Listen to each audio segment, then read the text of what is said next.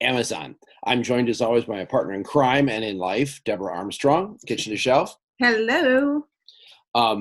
We're going to be going through a number of things tonight, and obviously with the time that we have, it's going to be a little bit top level, but we want to make sure that we, get information that you need, we think will help you along in the journey with mastering Amazon.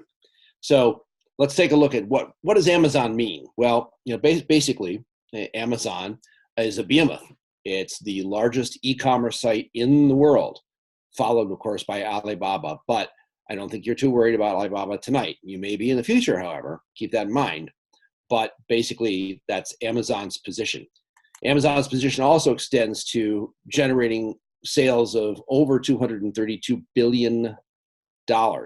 And that, by the way, is continuing to climb with no signs of abatement at this point in time. They're a giant for sure. Amazon Prime members, of which Deb has been one for quite a while. Oh yeah, a long time on Amazon Prime. That's basically the only way I shop. But it numbers over 150 million people in the United States, by the way. That is that figure. And what that means is a whole group of people who are very involved to the extent that they pay for the privilege of being Prime members on a yearly basis.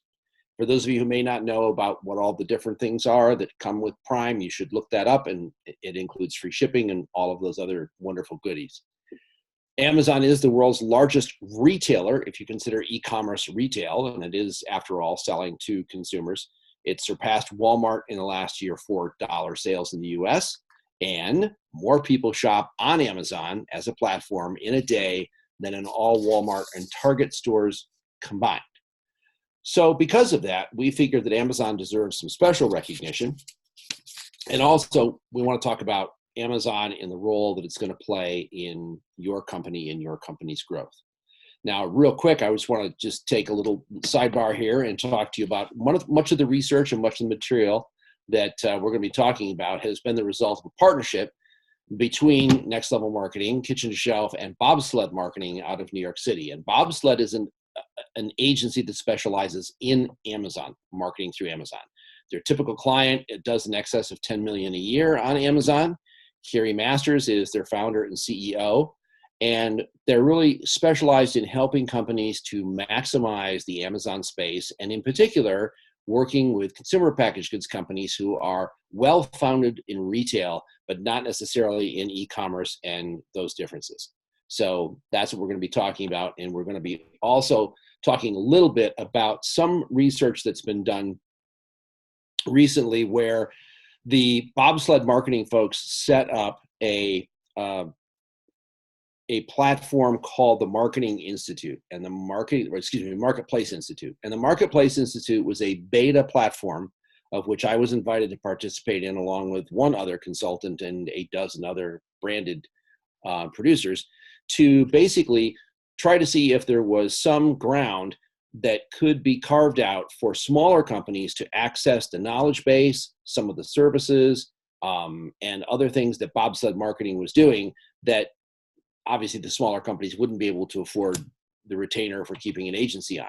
So we were just trying to see how many of those things we could bounce back and forth off each other. And what my participation was basically to take 3 of my clients and use them as avatars, if you will, within the platform to see how they would react and whether or not they could have some benefit. And the good news is, yes, they totally can. The beta is going to be wrapping up at the end of the month, and then I'll be giving some information to all of you out there about that in early December. But we're really excited about that. We were talking actually to Kiri today, and there's just a whole bunch of great things going on. So again, early December for more information on Marketplace Institute. So let's get into the meat of our presentation. This is number 5. Yep, a little bit of housekeeping. If you guys have any questions, yes, go ahead and put them in the chat box. I will be monitoring that this evening. We did get some questions from some people over the transom. So some other questions coming up as we go along. And this is really almost all Steve tonight because I'm learning about Amazon as we go along too. So, and I am too. It basically is we're trying to do this to reach out because a couple things. One is we've had a lot of questions from folks that we're working with and folks that we see at farmers market or at trade shows. And it's a divergent path, that there are people who absolutely love to work with Amazon, and there are people who don't want to work with Amazon. And then there's even some people who refuse to work with Amazon. But the truth of the matter is if you are going to grow substantially in your consumer packaged goods business, Amazon is kind of unavoidable. And you should be selling on Amazon because there's so many positive reasons for being on Amazon. And we're going to cover a few of those tonight. If you're not on Amazon, you're marking off basically one of the largest marketplaces in the world and one that continues to grow. There is no doubt that there are challenges, but we're going to talk about that. In order to grow, you have to meet those challenges. And we want to address some of that tonight, and also maybe dispel some myths if we can, and also give you some food for thought for taking a look at Amazon in a different way. Amazon is a little unusual in that it is a selling platform based on selling. They said, well, what does that mean? Well, in fact, unlike many retail operations, which make most of their profit off of how they buy stuff, not resell it, or other profit centers that they have, basically most of Amazon's profit comes from actually selling goods on Amazon. Now, they do have they have made money off advertising and continue to do that, but they're also providing a service to do that. So platform based on selling. What that means for you as a vendor or seller on Amazon is that it's a platform that's set up to make it easy for your consumers to be able to purchase your product and to have a good experience and basically flow pretty easily, considering the complexity and the size of Amazon. There are challenges to Amazon, to be sure, but there's challenges to Walmart. There's challenges to selling at the farmer's market. It's just a question of reward and effort that you're going to put into it. So it's a great platform for you, and I'll talk a little bit about that. I think it is, and there may be some of you who are listening tonight, watching tonight, who think, I really can't do it because I'm in glass bottles or I'm in else. But believe me, there's hundreds of glass bottles sold on Amazon, thousands of perishable products, ice cream. I mean, everything is sold on Amazon, so don't really worry about that. One of the things that comes back always as a challenge or objection, and I talked to Carrie about this recently, is she noted that Amazon could be very draconian in terms of the rules and regulations and what you have to do and what can happen on Amazon. And she's quite correct. But I said, on the other hand, if you look at it in a slightly different way, Amazon is like the world's largest Walmart. Just consider it a brick and mortar store the size of South America, right? And you can go into that store every day as a seller, and you can raise prices, you can lower them. You can bundle a bunch of new SKUs together. You can run a flash TPR. You can do any of those things that you want that would cost you basically thousands or hundreds of thousands of dollars in Albertsons or Vons or Jewel-Osco or anywhere else. Just hundreds of thousands to do that same thing. You can do it on Amazon, for basically free. So that's what we're looking at. Think of Amazon basically as a huge brick and mortar store, but one where you control most of the merchandising and the marketing. And even in the areas where you cannot control it, you have a greater influence over what happens and can help make it go the way you want to than you can in a large retail environment. So, sorry, I'm having a technical issue. It's not moving. Oh, all right. No, yeah. Nope. Sorry, I'm trying to get to the next slide and it's not doing it for me. It'll get there. Any rate, so what we're going to talk about in the next slide is we're going to talk about higher margins and lower overhead. And this comes about, again, because of a lot of conversations I've had with people who are in the business and who don't want to deal with Amazon because they feel it's so expensive. And I was never quite sure where this came from, but until I started working with clients and helping them to manage their Amazon efforts, I didn't realize that there's a lot of hoopla out there about what Amazon costs and how you go about it and setting pricing and all of those things. I'm not saying Amazon is as cheap as selling at the local farmer's market. I'm not saying that. But relative to selling at brick and mortar in any scaled capacity, so I'm not talking about you just delivering your products to a store and you're the delivery person, you're the distributor, you're taking care of all that. Okay, you can have a much higher margin profile there. But if you are FBA, fulfilled by Amazon, you'll hear this again. So then, in other words, you have inventory at Amazon, but they are packaging it or shipping it for you and all that. You will have 3 areas you have to be aware of. One is going to be shipping fees. One is going to be the referral fees, which is the cute name for Amazon's commission on selling your product. And you're going to have storage fees for maintaining inventory on Amazon property. Okay, if you're vendor fulfilled, which is the other fulfilled by Amazon, would be you fulfilling it yourself, or many of you also have third parties that fulfill for you through Amazon. Well, you're already going to pay higher shipping fees because nobody has lower shipping fees than Amazon. It's plain and simple. Storage fees are actually pretty mild for Amazon versus take a look at, even if you have your monthly rent in a place and you store all of your own stuff, take a look at what percentage that monthly rent goes into, the shelving and the pallets and everything. And if you're working with a co-packer, the co-packer is charging you storage as well for stuff. So that all kind of goes out in the wash. What you don't have to have is a lot of other things that go on in terms of trade funds and buybacks and a lot of other things that you don't have to worry about with Amazon. So referral fees are generally less than what your distributor is going to charge you if you go to a distributor, and it differs by category, it differs by size of your product and pricing, a number of other things. But certainly if it doesn't work in Amazon in terms of your pricing and your margin, it's not going to work for you at an Albertsons or a Stop and Shop. Okay, so I'm going to try to move this again. Why doesn't this guy want to play ball with me? There we go. Interesting that it would provide credibility to your brand. Why? Because Amazon is a national, in fact, it's an international marketplace. And if you perform well on Amazon, if you are selling well on Amazon, if you become like Amazon's choice or #1 seller in the category, it's absolutely amazing that you can walk in to a buyer at a Wegmans or a Gelson's in LA and they say, well, what does your product do? And you say, well, we're #1 on Amazon. Well, you've already passed the validity test, product validity. You're past it. And the fact that people are buying your product says an incredible amount about it. That's one of the great things about Amazon, even if you are looking at scaling in retail as being the main goal. And why do I want to pay attention to Amazon? You want to pay attention to Amazon because it's going to actually smooth your retail growth as well. So, nope, it's not working. It's not working on your side because it's on my computer, but this is supposed to be working. Oh, okay. Try it again. Okay. Bear with us. It's technical. So let's talk about what the next area is. Offering research and experimentation. Again, we went back to this idea of think about this as just one big, huge brick and mortar store. You're able to affect changes in there that allows you to basically raise your price. You can intro a new package size. You want to try out a new flavor. You can do a short run of packaging for, let's say, the raspberry flavor and put raspberry up on there, leave it up for 60 days, look at what happens, and decide whether or not you want to go through with a commitment to actually put that into a run. That's amazing.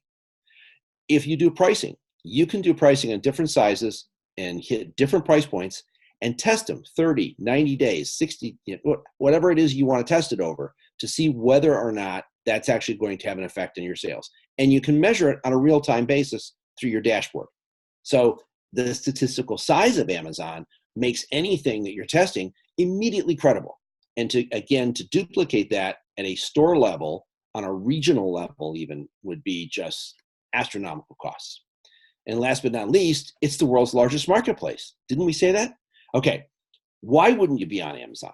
Why in the world not? Maybe a philosophical difference. I know there are some of you out there who have it, concerned about all the delivery trucks and the environment, that Amazon needs to be broken up like Facebook, and understand that. But in the meantime, it's the world's largest marketplace. We've already touched on some of the stats, but basically to say the monster is dominant, it's responsible for the vast majority of e-commerce sales. And despite the efforts of Target and Walmart and a number of other players, that doesn't look as though it's receding anytime soon. So let's talk about some of the unique aspects about Amazon that makes them, again, different. Amazon is constantly evolving. The fact that they are not involved with property and physical stores, except, of course, Whole Foods, but in the vast majority of their sales in the e-commerce sphere, they can do a lot of things without having to basically sign leases and move shelves and move product and everything else. So they're constantly evolving. One of the things about Amazon is that it is customer-centric, highly customer-centric. Most of the people who shop at Amazon are members, right? They pay for the privilege. And Amazon derives a tremendous amount of their bottom line from those people paying membership fees. So they're going to take care of their people. They are as customer-centric as any company in the country. Probably only Costco ranks them in that type of thing as customer-centric operators. And Costco also happens to be one of the least affected retailers by Amazon's growth. That's no coincidence. So in the customer-centric world, by the way, Prime is king. We're going to talk about that as to why you need to be on Prime, why that's important, because, again, all of the goodies go to the people who are Prime, and if you want to be on that bandwagon, you have to be on it well. There's a second thing that happens, again, pretty much the same idea of we don't have a lot of brick and mortar shelves and stuff to move around, is Amazon reacts very quickly to competition. And they can act in a very, let's say it, ruthless manner. They will change things up immediately. They will find out if, in fact, you are selling your product on another e-commerce site at a lower price, and they will take the buy box away from you, which we'll talk about the buy box in a minute. But they basically will suppress your ability to be able to sell, or they will change it if they in fact are selling the product. If you are a vendor to Amazon and they're selling your product on there, they'll just drop the price. And by the way, they're going to talk to you about that because they're constantly watching what the competition is doing, and they will react to anything the competition is doing. And with a war chest of 45 billion or whatever it is that they have in hand, they can react very easily. The other interesting thing about that is that they are constantly doing trial and experimentation. I don't think a week goes by that I don't get some notice of some aspect of the selling process at Amazon is under review and a lot of times in beta. And if you are a seller on Amazon, you want to be very aware of those beta experiments and get in on them if you can. Why? Well, it raises your credibility with Amazon. And believe me, if they're testing something, there's a reason why they're testing it, and you want to know the answer before all of the rest of your competition. So that's very important. And they do this, again, it's a 24/7 thing with Amazon. This last year has been particularly crazy. 2019 started out with a net effect on vendors where they were slowing down their invoices. They've moved enhanced content along. There's been just a tremendous thing. It doesn't stop. In fact, I was actually waiting when we were talking with Carrie earlier today, I was saying, I'm doing this webinar. I'm just afraid that this afternoon I'm going to hear something and I'm going to have to redo half of the webinar because Amazon's decided to make a change. So this constant trial and experimentation results in also constant analysis and immediate implementation. Amazon does not wait around to hypothesize. First of all, their algorithms are out there. They are searching. They're constantly monitoring every part of the web, every corner. They're seeing what's going on. They're seeing what's happening in e-commerce everywhere along the line. And they will do an immediate implementation of a new regulation or something, to counteract counterfeiting, to counteract competition, whatever it is necessary. It's a state of constant analysis. There are tons of people who are just looking at big data and making decisions on how to make that marketplace better. So what does it come down to? Assume that change is constant? Well, what it comes down to is you as a vendor have to learn to roll with the punches, because that's what Amazon is doing. Amazon is taking whatever is going on out there in the marketplace, absorbing it, analyzing it, and then reacting to it. And it's not, it's pretty much ready, aim, fire. It may be sometimes ready, fire, and re-aim. That's happened with them, but it doesn't matter because they're willing to make those mistakes. So you may ask yourself, okay, so how do I deal with this monster? I'm just a little company trying to sell my stuff. Okay, so we talk about, I'm sorry, move to the next one. So we talk about number 3. And number 3 is that you need to get an Amazon mindset. And it doesn't mean you need to turn into Jeff Bezos. I'm not I'm not saying that. What I'm saying is you need to understand better how Amazon works and how Amazon interacts with what ultimately are your consumers and your customers, and get an idea of where you fit into that process. So, amongst the other things you want to do is you want to become customer centric yourself. And you say, hey, wait, Steve, I'm already customer centric. Come on, give me a break. I take care of complaints. Okay, that's fine. We want to think about the whole buying experience, and we want to think about, quality of your product. You want to think about delivery. If you're fulfilling, if you're not Amazon fulfilled, if you're doing fulfillment for your own website or your own, you want to make sure that you are immediately on everything that comes through Amazon, and that everything is the way it's supposed to be. And if you get any complaint from consumers, that complaint is answered and taken care of within 24 hours, because that's Amazon's. If you complain to Amazon, you'll get a resolvement in 24 hours. They expect the same from their vendors. So very important. Become more customer centric. Think about the customer's experience. Think about the products that they want. Think about your pricing, and act a little bit like Amazon. The second part that you want to be sure to do is to know your competition. And this can't be any easier, because all you have to do is go in on Amazon and go through a search for products like yours, and they'll line up. And you can tell from how they line up in the search what's going on in terms of, you can't know their exact sales numbers, but you certainly know if they're Amazon's choice or number one, that they're the number 1 or 2 SKU probably in that, in that whole category, because that's how you earn that right. You can take a look at who's buying sponsored advertising. So sponsored advertising will say that it's sponsored, and then go the line below that and see who's just the organic, who just showed up because of basically their pricing and their good terms and quality product. They didn't get there by buying the sponsor ad. They got there because they earned it. And so that's very important. You can also see all of the pricing. Everything is transparent. You can see whether they're FBA or whether they're vendor fulfilled. You can know just a tremendous amount about your competition. You'll also get the ability to be able to go to your competitors' brand pages, if they have them, and see how they are advertising and promoting through what's on their brand page, which is a fairly new thing for Amazon, and the fact that they've really taken it to another level in 2019. So we're going to talk a little bit more about that. Okay, so know your competition. What's next? What's next is a mind think, if you will, and that is that you need to think about Amazon as your largest account, because Amazon should be your largest account. It probably is your largest account in terms of potential, but if it's not your largest account yet in terms of revenue, why? It should be. And so think about this as, this is the most important thing I'm doing right now. Yes, I need to get ready for the farmer's market. Yes, I need to send some stuff over to the co-op. Yes, I need to go over to, Berkeley Bowl and do a demo. Your largest account is Amazon. Amazon needs to be taken care of first. So we'll talk about that implication a little bit. So what does that mean right offhand for most people? Okay, for most of the folks that have signed up for the webinar, most of the folks that we invited to the webinar, you're pretty close, most of you, to needing daily management of your Amazon account. And even if you're not daily, you're at least at weekly. If you're not on your account and actively managing it on a weekly basis, it must be so small that maybe you need to rethink the whole process. But basically, daily management is prioritizing. What does that mean? That means you're looking at your numbers. If you're FBA, you're looking at your numbers and seeing what Amazon is fulfilling. If you are doing the orders and fulfillment yourself, then you know what's coming in.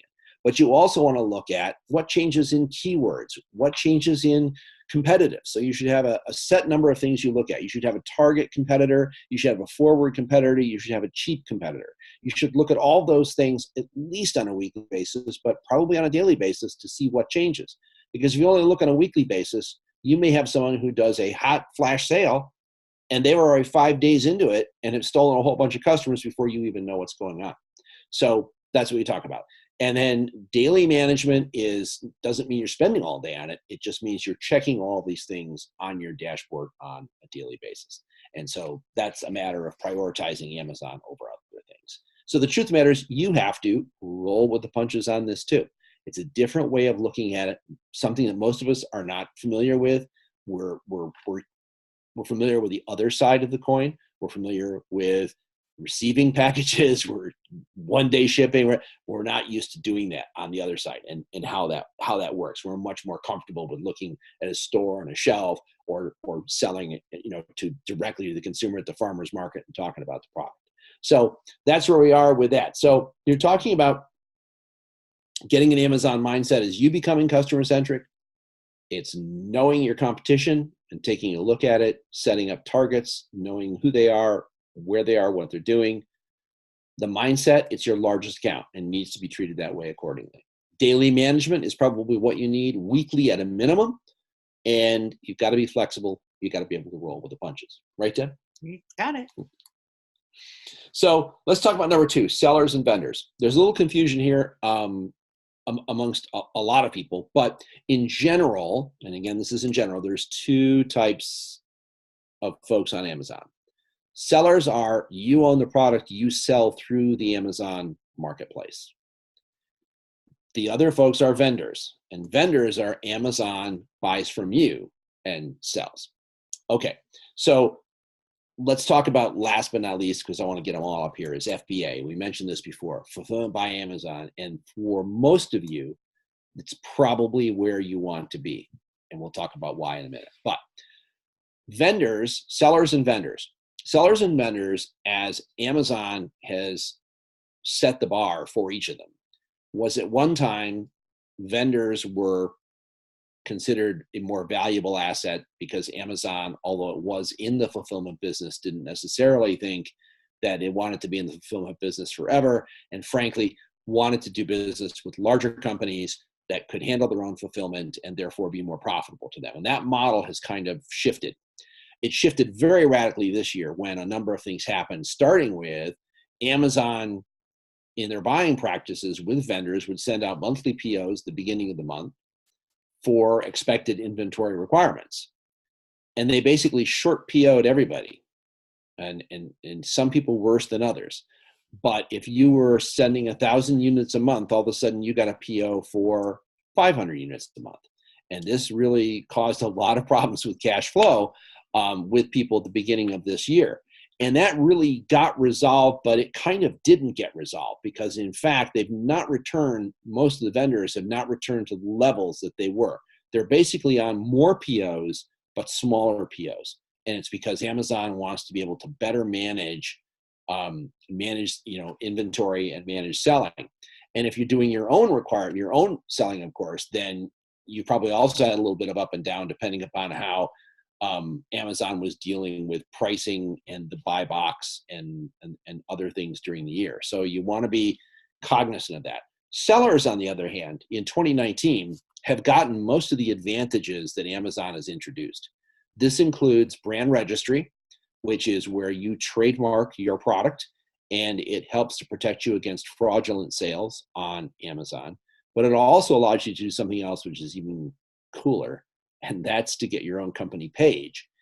And the company page was expanded to include what we call enhanced content. Enhanced content can include stories, it can include video, it now includes live casting. There actually was a live cast thing we were talking to Kiri about from Bobsled today, where it went on this week and with a little bit of a technical hitch or whatever, but it's a company actually doing almost like, if you can imagine, home shopping network on Amazon. So it looks as though, in terms of going forward, and nobody knows for sure, but it looks as though certainly if you look at 2019, it's much more advantage to be a seller than to be a vendor through Amazon. Now, a lot of companies that do a lot of their own fulfillment for other e-commerce and do their fulfillment for their retail by themselves, whatever, they're not really affected as much by that, and Amazon doesn't care as much. But what Amazon's trying to do is to make it as efficient and to make the buying experience better for their consumer. And one of the lines that got drawn between sellers and vendors was vendors who were fulfilled by Amazon automatically got into the one-day shipping. Vendors who were not in that program either had to commit to one-day shipping or they lost their buy box. So they weren't the first product up on the line because they couldn't meet the shipping requirements when Amazon went to one day. So one day is now de rigueur. We don't know what's going to, can there be less than one day shipping? I don't know. But somebody at Amazon, I'll tell you, is looking at it. Fulfilled by Amazon, for most of you out there with your smaller product lines, anything that is, it doesn't have a perishable nature to it, right? If you have a longer shelf life and whatever, it's definitely the place you want to be because, again, Amazon is giving FBA people most of the bennies that are coming along, most of the stuff that's being designed and most of the new things that have happened and the technology that's available is really only available to those people that are on FBA. So that's definitely a big consideration. So that's kind of where that lies out. And again, when you go into it, it's, do I really want to do that? Do I want to manage a separate inventory and be charged storage? And the answer is no, you don't, but you're going to manage that inventory somewhere anyway, and it's going to cost you money anyway. So you really want to think about playing ball with Amazon. They play ball with you. That's how it works. So that brings us to number one. And by the way, not a priority number. We just needed to separate these somehow. Is one of the things you should know, and the number one thing you should probably know, is how to maximize your sales on Amazon. And it's not necessarily easy, but it isn't exactly tough either, because Amazon lets you do a whole bunch of things. First of all, number one is if you're on Amazon, you have to make a commitment to Amazon. You have to invest. And investing in Amazon is, first of all, as I mentioned, in time, in terms of managing your account, looking at your dashboard, understanding what's going on. You need to be able to do that. The other investment is in pricing, promotion, and advertising. Now, when we've talked in the past, and if you've been in any of the courses that we've done, you know about my first dollar theory, my second dollar theory, and third dollar. So the first dollar you spend on your product, you make sure that your product is right. You make sure it's the best in class. You're going to ask for a lot of money for your product from somebody. You want to make sure it's good. Secondly, your second dollar is spent on your packaging, because that's how the consumer sees your product for the first time normally. They may walk by it in a farmer's market, they may walk by it, but in general, the majority of people who are going to buy your product are going to see it first in a box, on a shelf somewhere, or on a screen. So it's got to be good. And the third dollar you spend is at shelf. Well, in Amazon, at shelf means you're spending it on search, keyword search, and promotions that happen on the screen. The shelf and the screen are interchangeable when it comes to Amazon. And so Amazon requires an investment. Just putting a product up there and not doing something with it is not going to work. Now, the methodology is a little different. And so we're going to look at that. And that is that you pay to play.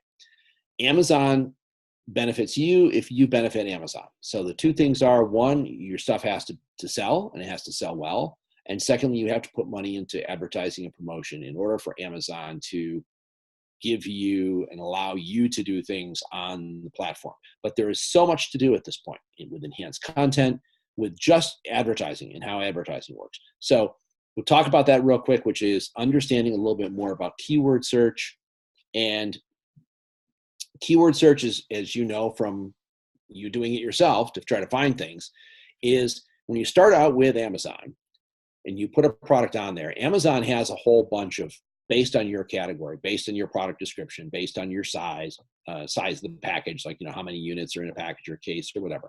They already have a well-developed sense of what keywords people will be using to search for your product. And that keyword search works 99% as well on Google or anywhere else as it does on Amazon. So at Bob Stud Marketing, when you go and sign up to be a client and you're putting a new product onto Amazon, one of the first things that they do is they talk to you about use Amazon's keyword structure for your your category for the first 3 to 6 months. Don't think that you somehow are going to come up with a bunch of keywords that are going to work better than whatever Amazon is doing with millions and millions and millions of transactions in your category. But as you go through that 6 months, you look at and you get reports of what the keywords are that are being used for the search that leads to a sale, either a competitor or yours. And then you can take the top 1,000 or the top 100 keywords and buy advertising by those keyword clicks, which is what you do. You basically set up a budget per day. And if somebody puts in dried fruit, Sunrise Fresh dried fruit comes up as one of those, and the person can connect. So that's very, very important. For smaller companies and unique companies, there's also another aspect. it's brand registry. So brand registry has two parts to it that's very important, and then an add-on. So two important and an add-on. The two important things is that brand registry was originally set up to prevent people with counterfeit goods or unauthorized secondary third-party resellers from selling on Amazon. And it more had to do with stuff that was coming from Asia that might be counterfeit, might not be sold in the US, it might not be, all these other ramifications that were pretty large and involved really large companies. So the only way that Amazon could legally sort of protect that was to deal with trademarked goods. And so if I'm Sony and my stuff is trademarked, then if I have somebody who's knocking that off and trying to sell it on Amazon, I can go in and legally prevent that from happening. So that was good. Secondly Amazon also realized that amongst a whole core of commodity type products, they didn't really need 14 different vendors selling Dixie cups, for instance. They just not necessary. Now there still are a number, but they wanted to keep that as first of all, as low as they could for efficiency purposes, and also to make sure that those suppliers were totally legitimate. And so brand registry was started. So brand registry, you have to trademark the name of your product. The name of your company, no, doesn't work. Has to be the name of the product. So you trademark it, and then you get that protection from Amazon, which you still have to pursue. If there are people on there knocking off your product, you still have to do that. That doesn't prevent that, but it does give them some teeth that they're able to do. But what's more important is it opens up, being in brand registry, opens up for what they used to call A+ content, we now call enhanced content. It allows you to set up a company page and to use that enhanced content, which includes extra verbiage, extra copy, lots of pretty pictures, videos, the live stream we talked about just now. That's all there. And wow, if you want to play to win, you got to play to win by having a company page and enhanced content. And that just increases your conversion rate greatly. And increasing your conversion rate increases also your organic search stature so that you actually show up more often in Amazon searches. And that's the key to building on Amazon. So you don't stop there. Right. You have to go into advertising and promotion. Advertising and promotion takes many forms. On Amazon now, again, one of the things enhanced in 2019 is the ability to do sampling. You can send free products. So for instance, if you have a large jar and you want to introduce a new flavor of something, you can send a little sample packet along with that large jar to customers for a certain period of time through Amazon. You can literally sample, and then you can get into the early review program, which means when Amazon sends that out, they'll ask certain people to review that and set up again that cycle. It's just amazing. You can buy keyword advertising. You can buy brand awareness advertising in terms of actual placement. There's just tons of things you can do. You can promote. You can do bundles. You can put a set of products together and sell them as a gift pack if you want. All of that is available to you through brand registry. So very important to think about that. Basically, the idea with this is that you test and retest all of your advertising and promotion. You don't have to spend a ton of money. You have to spend a certain level to make it credible. If you're only involving enough of the budget to involve 100 people, that's a little tough. You kind of got to get up in 1,000 people before you begin to say, hey, I think I'll put something back behind this research because I've had enough people show me that this works for them. So you basically want to get with the program, as they say. And one of the things that's also come about, again, just recently has been highlighted by Amazon. You may have heard us talk about it a little bit. We've been chatting with you lately, is a thing called attribution. And so attribution is, again, another one of those things that Amazon baited and then took it from beta and put it straight into play. And what it is they are, when you go in on your page, your advertising promotion page, you can sign up for attribution. What attribution is that it measures traffic that comes from your website and or another site that you've put advertising on that goes directly to Amazon. So if your sales are coming in, people are clicking on Google or Facebook or from your website, it behooves you to have basically your consumer sales of your general core line of product all going through Amazon if you can. even if you're fulfilling off your website and you're fulfilling other things. You may be fulfilling seasonal products. You may be fulfilling large packs or however you want to do that. But the bulk of your consumer sales in the e-commerce space should be going through Amazon, because when you do that, Amazon keeps track of how much business you bring in. And guess what? Your organic search gets hiked again the more stuff you bring to Amazon. Now, it doesn't really matter if the person goes to your website is already an Amazon customer. No, it's just that they go from your website into Amazon to your page and they make a direct purchase of the product. And that's how you get, quote unquote, attribution, that you're out there helping them pull people in. So that's one of the amazing things. And again, as I say, that stuff just keeps going. So invest in Amazon, set aside a budget. You should have an advertising budget and promotion budget for Amazon as you would with any other venue that you're dealing with. You pay to play on Amazon, but Amazon plays ball with those who play with them. And it behooves you to understand more about keywords and search and how that happens, and what Amazon does to, if you will, alter that a little bit in your favor or not, depending on what they're doing. Get on brand registry if you can. If you can trademark, it's not that expensive to do. And it's worth it just to be able to access all the different stuff that brand registry gives you. Create your company page and your enhanced content. You probably already have enhanced content on your website anyway. You can now take that from your website and basically put it on Amazon. Advertise and promote. Obviously, you're promoting, you're spending $1 as close to the sale as you can really get it. No reason not to. And basically get on with the program, the Amazon program, because it works. So what should you know about Amazon? Okay, we're going to go through them one more time. Hey, that's great. We'll do it. You should be selling on Amazon, no question.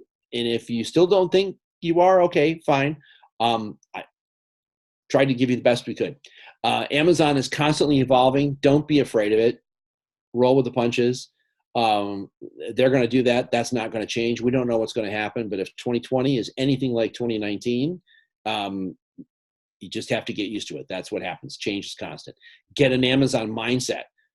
If you're trying to fight the Borg, not going to work. Doesn't matter. You got to learn to love the Borg and work with them. Understand sellers and vendors, which you want to be and how that's going to go forward. What's best for your company. A lot to do with the size of your company, a little bit about your margin, of course.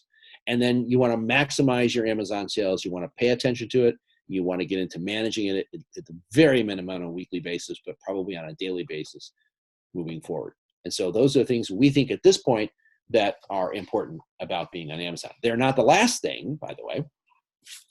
So questions. We have a couple. So let me bring this one up so I can have it. I have some other ones too, but I'm bringing up the chat in a second here. Okay. So how do you get your product introduced, or how do you introduce your brand onto Amazon? Okay. So the way that Amazon takes in products is through an online process. And so, which you can Google and find. And then you will have a contact usually with an Amazon sales representative. I think they may be called success representatives at this point in time. But at any rate, and they will go through with you the stipulations of how to put your stuff on Amazon and how to be accepted. And there is a vetting process that they go through. It's not onerous at all. But you can do that. So it's actually fairly easy. Actually making the commitment to being ready for that and ready for an order and all of those things is probably the larger part of the time you'll spend on that. But Amazon does have a reach out. That is one of the things that some of the people who've been on Amazon a while complain about, is that in the beginning, they have great communication with their customer success manager or whatever. And then as they go through things, then they don't have as much contact, but that's just a game of numbers. So you have to work that.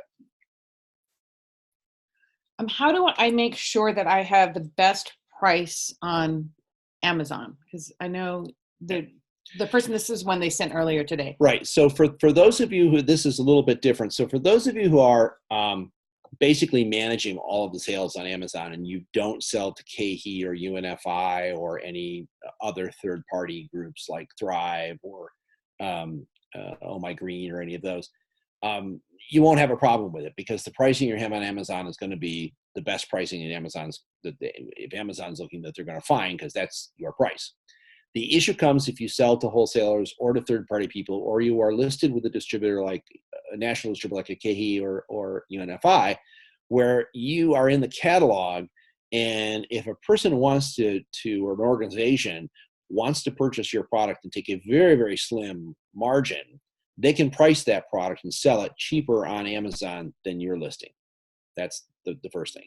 So you have to make sure that contractually that your distributor protects you from that if it's with UNFI and KeHE, or you have to make sure that your wholesale price to that distributor is not going to be tempting enough for somebody to want to be able to buy your product and then resell it on Amazon at such a low price.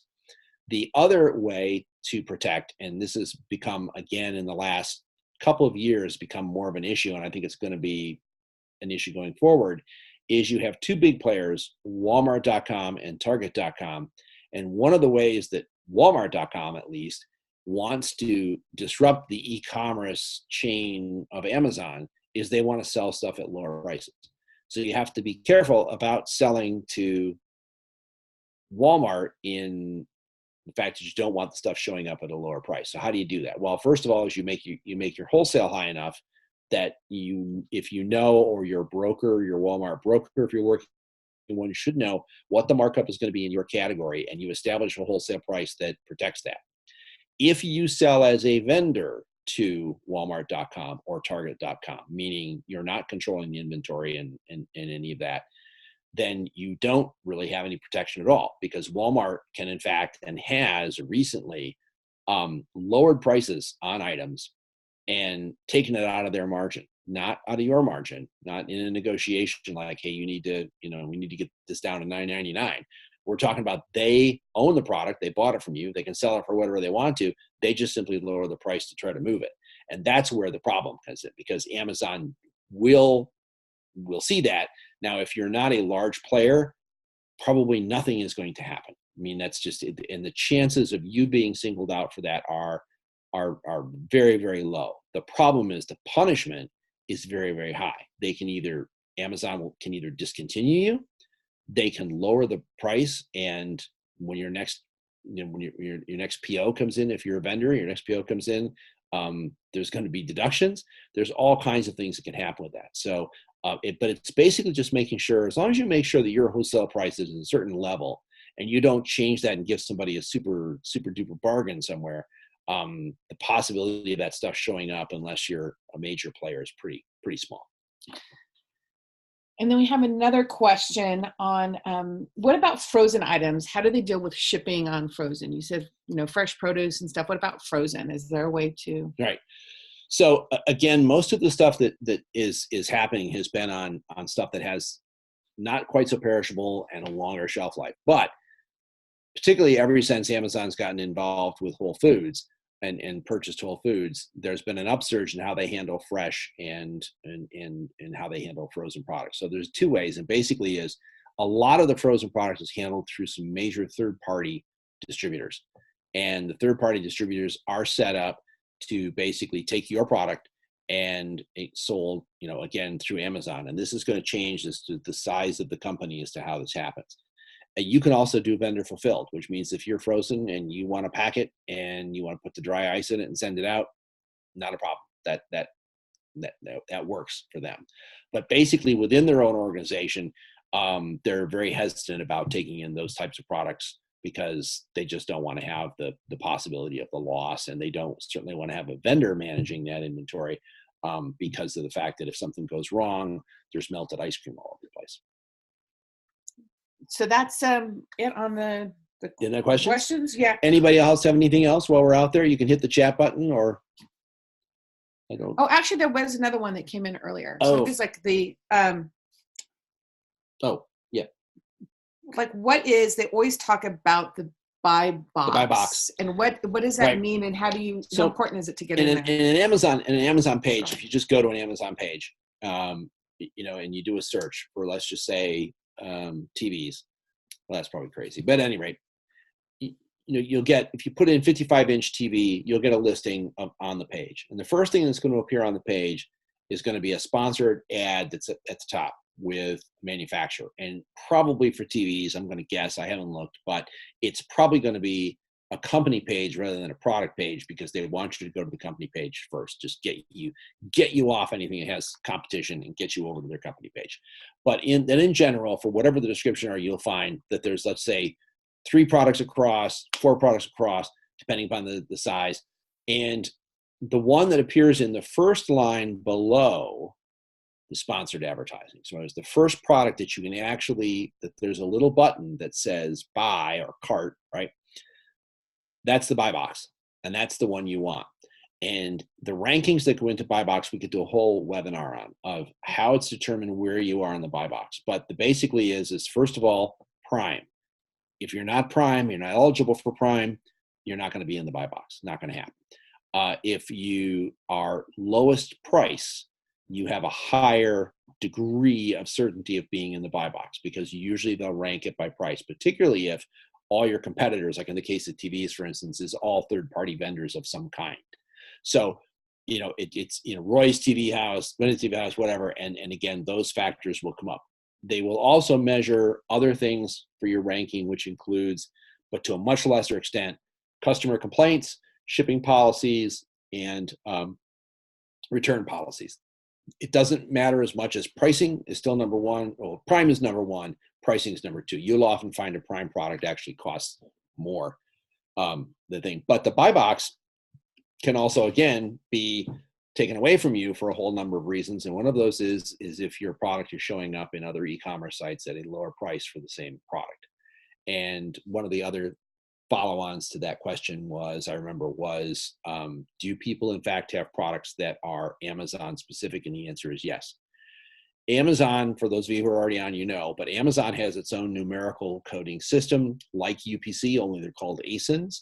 And ASINs identify a unique product within the Amazon system, but also unique from a particular vendor, right? Because if I have 14 different Sony 55-inch TVs out there coming from different vendors, they all have the same UPC. So how am I going to keep track of them if I'm Amazon? Well, I do that because I make you, as that vendor, assign that another nomenclature, an ASIN, that I track that within the system. So we had another question that came in as we were going, and I'm not sure, see if you know what this means. What do they want for a GMP certificate? GMP certificate. Don't know what a GMP certificate is. So I'm a little caught, but if you can spell that out, I might be able to help out. Is that like a non-GMO or a? Let me see if I'm going to answer back here. We may be able to get that for you. But there are a whole bunch of things that go into, and again, within mostly where we're in food and supplements and beverage, there's not as much of that type of thing going on as there is in things like car parts, in stereos, other types of things. Anything? Yes? Good manufacturing procedures. A GMP. Okay. All right. So and the answer is, what does it take to do that? Yeah. What do they want for a GMP certificate? I don't honestly know. I don't know what they require for it. And I probably is totally different by category. What I imagine, those stipulations are by category, and that's something that your customer service, your customer success person would work out with you as to what they require. Because that's something like with not with Amazon, with Whole Foods, when you go through their whole checklist kind of thing, that's where that is, right? Okay. Yeah. And in general, Amazon doesn't seem to be particularly, certainly not as sticky as Whole Foods, but nobody is. Now, have they adopted some of Whole Foods stuff, practices for their foods? Yes and no. Amazon Fresh certainly hasn't, but they're concerned about it, but they're not as highly concerned as a Whole Foods is. But it will vary by very much category. It'll vary by perishability, whatever. You need to have a certain length of time for your best by date, for your shelf date, in order to even go into the system. So that's just a given. That's going to happen, but that happens, pretty much anywhere you go to. So It's just that extra step, particularly if it's fulfilled by Amazon. They want to make sure that they're prepared for that. And then the other consideration too, along that line is as to, because of the costs that are involved, it sometimes makes sense to sell more than one unit in a bundle on Amazon, rather than, there's a sort of a break even. And again, it depends on where your margin is, depends upon the category, but there's kind of a break even where you may want to sell a 3-pack of something on Amazon as opposed to a single pack. And it's particularly if you're fulfilling it, but certainly if Amazon is fulfilling it, because they don't want to, try to do that. So, and we've got something from Josh. Josh says that GMP is part of FDA certification for food. There you go. Sorry. Thank you, Josh. So yes, we do that. And then she said, So Muffin came back. Every rep my client has spoke says something different, and I'm reading. So yes. Fun. So getting in the runaround, and that's kind of Matt, can happen. That is part and parcel. You have to be persistent. I've not put any products on myself, so I'm just taking my collective clients' experience of doing that. You have to be persistent and change it up. So there's another one here from that wants to know if their products need to be refrigerated. Is it worth doing on Amazon? Is it worth selling on Amazon? Yes. Yes, it's worth selling on Amazon if they need to be refrigerated. Sure, right. It depends upon the product, obviously. It depends upon the margin, and it depends upon your fulfillment of ability. So if you are doing that anyway, let's just say you're prepared to do that. If you are set up to only sell basically out of a refrigerator into a refrigerated truck into a refrigerated section store, and you've got 1 week or 2 week shelf life, whatever, then no, it's probably not worth doing. It may be worth doing, fulfilling it yourself, refrigerated, if you can do the packaging. But what generally happens with that is the packaging cost gets so out of line that you can't recoup it. So if you do, if you do stuff like frozen, with frozen you can actually do it easier than refrigerated because your temperature variant not the same, and there's already a lot of stuff out there for frozen. It tends to be styrofoam and whatever, but it's styrofoam, dry ice, and you're done. It's harder to do it with refrigerated, and probably not worth it in that sense. You have to look into it. But if you're fulfilling refrigerated through your website, then sure, just think of Amazon as another way the order comes in, and you probably have to actually be quicker on your ordering. But if you're refrigerated, you're probably doing 1-day turnaround anyway. So I'll look on the questions. Anything else, folks? You're welcome to send anything in afterwards if you want, or tomorrow if you think of something and said, I should have asked this. And if we don't know the answer, we'll try and find it for you, because we do that. We want to know too. That's going. So what's coming up? Oh, wow. Okay. So this is Wednesday, and this is a webinar for November. But for those of you who have been following, and those of you who may not know, I do a podcast, the Next Level Brands podcast. It airs Thursdays in the wee hours of the morning on iTunes, Spotify, Google Play. And this week, my guest is Kara Golden. She is the founder of Hint Water, and quite an accomplished woman from the Bay Area who is well known within the health NOSH sector. Has done a great job with her company, and has fed me water at Expo and Fancy Food Show for years, and I've just so appreciate it. But really a great person, and is doing a lot of stuff right now on the social side, and the institute that she set up and stuff. So it's a great thing. You should give it a listen. And again, that will be up airing 5 or 6 o'clock in the morning tomorrow, and it airs every Thursday, so you can get that. And then we also have our next webinar coming up Wednesday, December 4th.